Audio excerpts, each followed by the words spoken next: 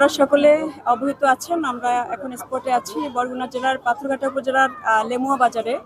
এই বাজারে গতকাল আনুমানিক রাত 1:30 অগ্নিকাণ্ডের সূত্রপাত হয় এবং এই অগ্নিকাণ্ডের ধারাবাহিকতায় প্রায় 38টি দোকান পড়ে যায়, যেখানে ক্ষয়ক্ষতির পরিমাণ প্রায় 4.5 কোটি। এই বিষয়টি অত্যন্ত মানবিক এবং সংবেদনশীল। আমরা স্পটে আছি, আমি আছি, জেলা প্রশাসক আমার সাথে পুলিশ সুপার মহোদয় আছেন, উপজেলা নির্বাহী অফিসার পাথরঘাটা, ভারপ্রাপ্ত কর্মকর্তা পাথরঘাটা থানা, সহকারী কমিশনার ভূমি পাথরঘাটা, সবাই এখানে আমরা আছি।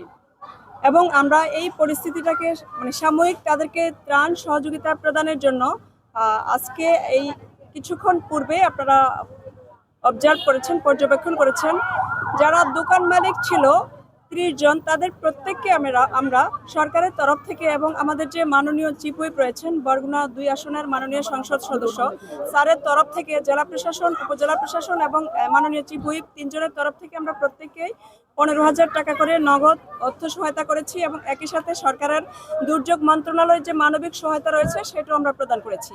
এবং যারা দোকান মালিক ছিল 26 জনকে আমরা 10,000 টাকা করে নগদ সহায়তা প্রদান করেছি। এবং এই বিষয়টি আপনারা জানেন, স্পটে আসার সাথে সাথে আমি মন্ত্রণালয়কে অবহিত করেছি, মহাপরিচালক দুর্যোগ অধিদপ্তরকে অবহিত করেছি, মন্ত্রিপরিষদ বিভাগকে অবহিত করেছি। এই ক্ষয়ক্ষতির পরিমাণ উল্লেখপূর্বক আমরা একটি প্রতিবেদন দাখিল করছি মন্ত্রণালয়, যাতে এই মানবিক দিক বিবেচনা করে যারা ক্ষতিগ্রস্ত হয়েছেন তাদের দিকে সরকার সুদৃষ্টি কামনা করেন বা বিবেচনা করেন। ধন্যবাদ।